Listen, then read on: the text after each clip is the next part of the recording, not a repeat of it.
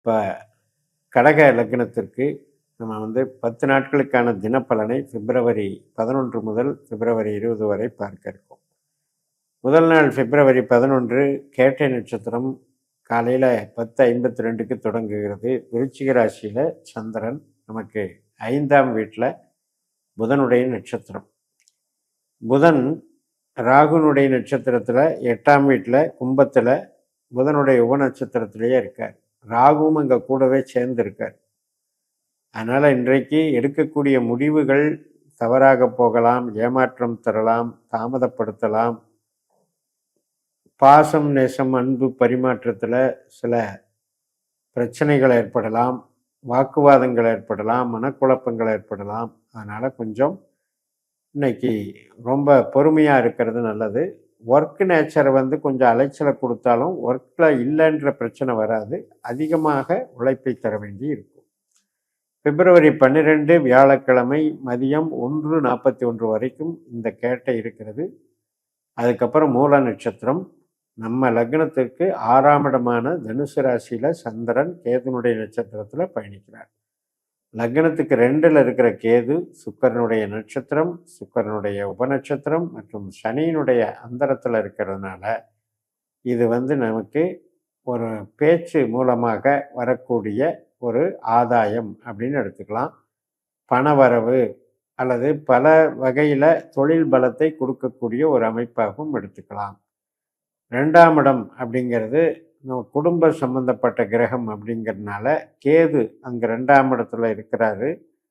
அது சனியினுடைய தொடர்பில் இருக்கிறாருங்கும்போது கொஞ்சம் நம்ம பேச்சினால மற்றவர்கள் நம்மளை தவறாக புரிஞ்சிக்கவோ அல்லது நம்மளது பேச்சை அங்கீகரிக்க இயலாமலோ இருக்கக்கூடிய ஒரு சூழ்நிலையை நீங்கள் பார்க்க முடியும். அதனால் கொஞ்சம் அதில் ஈடுபடாமல் இருக்கிறது நல்லது. பிப்ரவரி 13 வெள்ளிக்கிழமை பூராட நட்சத்திரம், அதாவது மூல நட்சத்திரம் மாலை 4:12 வரைக்கும் இருக்குது. அதுக்கப்புறம் பூராடம் தொடங்குகிறது. மறுநாள் சனிக்கிழமை பிப்ரவரி 14 மாலை 6:15 வரைக்கும் இந்த பூராட நட்சத்திரம் சுக்கிரனுடைய நட்சத்திரம்.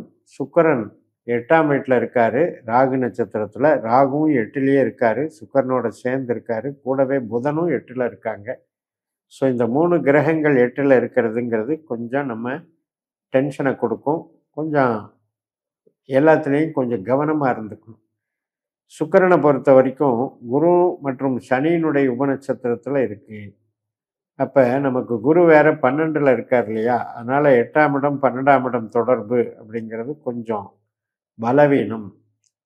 அதனால் விரயங்களோ திடீர் செலவுகளோ அல்லது உடல்நல பாதிப்புகளோ உறவுகளில் சின்ன சின்ன சண்டைகளோ பார்த்து இருந்துக்கணும். பிப்ரவரி 15 ஞாயிற்றுக்கிழமை உத்திராட நட்சத்திரம் இரவு 7:47 வரைக்கும் சூரியனுடைய நட்சத்திரம். இப்போ சூரியனும் 8ல் வந்துடுறாரு, செவ்வாய் நட்சத்திரத்திலையும் கேதுனுடைய உபநட்சத்திரத்திலையும் இருக்குது. செவ்வாய் கிரகமும் அவருக்கு 7ல் இருந்தாலும் கூட செவ்வாய் மற்றும் கேது தொடர்பு இருக்கிறதுனால 2ல் கேது இருக்கிறதுனால பேச்சுவார்த்தைகளில் கவனம் தேவை. ஸ்ட்ரெஸ் ஆகும். அதனால் ஒரு மாதிரி அபிப்பிராய பேதங்கள், நாம் ஒன்று சொன்னால் அவங்க ஒன்று நினச்சிக்கிட்டு நம்ம மேலே கோபத்தை காட்டுறது, இது மாதிரியான நிகழ்வுகளுக்கு இடம் கொடுக்காமல் போய்க்கணும்.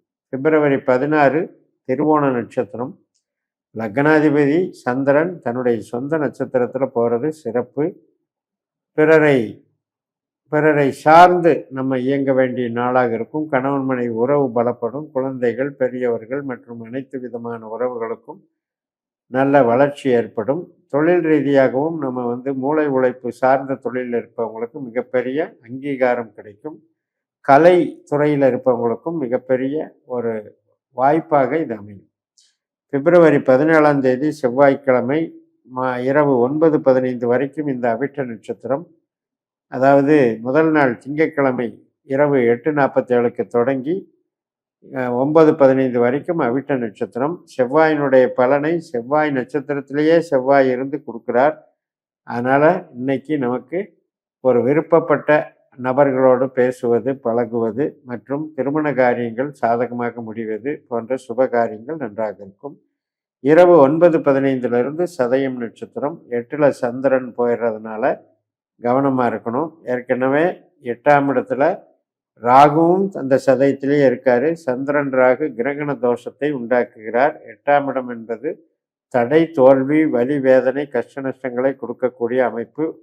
அங்கே சுக்கிரனும் அந்த ராகுனுடைய நட்சத்திரத்திலேயே சேர்ந்து இருக்கிறதுனால இந்த சுக்கிரன், சந்திரன், ராகு எல்லாமே ஒரு சேர்க்கை பலன் தர்றதுங்கிறது உறவுகளுக்கு நல்லா இல்லை, வேலைக்கு பரவாயில்ல, ஒன்றும் பாதிப்பை கொடுக்காது. பட் புது காரியங்களை தவிர்க்கணும். பிப்ரவரி 19ஆம் தேதி வியாழக்கிழமை பூரட்டாதி நட்சத்திரம் இரவு 8:51 வரைக்கும் இருக்குது. முதல் நாளே புதன்கிழமை 9:15க்கு தொடங்குது. குருவனுடைய நட்சத்திரம் 12ஆம் வீட்டில் இருக்கிற குரு புனர்பூசம் தன்னுடைய சொந்த நட்சத்திரம் மற்றும் உபநட்சத்திரம் மற்றும் ராகுனுடைய அந்தரத்தில் இருக்கிறனால அதனால் 8-12 கடுமையாக வேலை செய்யும். 8ஆம் இடம் என்பது தடைகள், 12ஆம் இடம் என்பது அலைச்சல் தெரிச்சல், நமக்கு நம்மளை நாமளே தண்டிச்சுக்கிறது அல்லது நம்மளை நாமளே வருத்திக்கிறது, சக்தி குறைபாடு, வெளியிடம் போகிறதல், மறைந்து வாழுதல், இது மாதிரி நிறைய விஷயம் 12ஆம் வீட்டில் இருக்குது. 8ஆம் இடம் 12ஆம் இடம்ங்கிறது ரொம்ப கவனமாக இருக்க வேண்டிய ஒரு காலகட்டம். ஹெல்த்தில் கவனம் செலுத்தவும். பிப்ரவரி 20 வெள்ளிக்கிழமை உத்திரட்டாதி நட்சத்திரம். சந்திரன் 9ஆம் வீட்டுக்கு போயிடுறாரு. சனியினுடைய நட்சத்திரத்தில் பயணிக்கிறாரு. சனி சந்திரன் சேர்க்கை பலனை தருகிறது. 9ஆம் இடம் தெய்வ வழிபாடுகள், கம்யூனிகேஷன் மற்றும் யாத்திரை போகிறது, பூர்வீகம், பூர்வீக ஸ்தலங்கள், குலதெய்வ ஸ்தலங்கள் இதெல்லாம் விசிட் பண்ணுறது, தந்தை வர்க்கம் சார்ந்த நிகழ்வுகள், அதே மாதிரி மேல் படிப்பு சம்மந்தப்பட்டது, இதுக்கெல்லாம் ரொம்ப ரொம்ப சாதகமாக இருக்கிறது. சனி நம்ம ஜாதகத்தில் நமக்கு எப்படி இருக்காருன்னு பார்க்கணும். ஏன்னா சனியினுடைய நட்சத்திரத்திலே கோச்சாரத்தில் போகிறதுனாலையும் புதனுடைய உபநட்சத்திரத்தில் போகிறதுனாலையும் நமக்கு இது இந்த புதன் என்பது 8ல் இருக்கிறதுனால நிறைய கிரகங்கள் 8ல் தொடர்பு இருக்கிறதுனால கும்பத்தின் பலனையே சனி தரும் என்பதனாலையும் அது நம்ம எதிர்பார்த்த சில விஷயங்கள் தாமதப்படுவதையோ அல்லது தடைப்படுவதையோ அல்லது உறவுகளால் ஏற்படக்கூடிய பிரச்சனையோ, இப்போ பூர்வீகத்தில் சொத்து பத்து பிரச்சனைகளால் வரக்கூடிய மன வருத்தங்களோ ஏற்படுவதற்கும் வாய்ப்பு இருக்கிறது. ஸோ இது 10 நாட்கள்லையும் மொத்தத்துலேயும் பார்த்தா கடகத்துக்கு ரொம்ப ரொம்ப எல்லா நாளுமே நெகட்டிவாக சொல்கிற மாதிரியே இருக்கும். காரணம் என்னென்னா 8ல் 3 கிரகம், 12ல் 1 கிரகம், கூட சந்திரன் சேர்ந்தால் 4 கிரகம் ஆகுது. 9ல் இருக்கிற சனியும் 8ஆம் இடமான கும்பத்தின் பலனை தருது. இப்படியெல்லாம் இருக்கிறதுனால கடகத்திற்கு இது ஒரு கிரிட்டிக்கலான பீரியடு அப்படின்னு சொன்னாலும் கூட இது நாம் எப்படி எடுத்துக்கணும் அப்படின்னா, இப்போ நமக்கு நடக்கக்கூடிய திசா புத்திகளில் ஒரு குருவோ நடந்தால், குரு திசை நடந்தால் அல்லது ராகு திசை நடந்தால் பெரிய பாதிப்பு இருக்காது. இப்போ நமக்கு சனி திசை நடக்குது அப்படின்னு வைங்க, அதில் மட்டும் கொஞ்சம் சிக்கல்கள் இருக்குது. மற்றபடி மற்ற திசாபுத்திகள், சுபத்துவமான திசாபுத்திகள் நடக்கும்போது கோச்சாரத்தில் இந்த 8ல் வர்றதுனால பெரிய மைனஸ் ஒன்றும் ஏற்பட்டுறாதுன்னு சொல்லி நிறைவு செய்கிறேன். இந்த சேனலை சப்ஸ்கிரைப் பண்ணி ஷேர் பண்ணுங்கள். உங்கள் தனிப்பட்ட ஜாதக பலாபலன்களை என்னுடைய வாட்ஸ்அப் நம்பரில் தொடர்பு கொண்டு பலன் பெறுங்கள். உங்களிடமிருந்து விடைபெறுகிறேன். உங்கள் ஜெயம். நன்றி, வணக்கம்.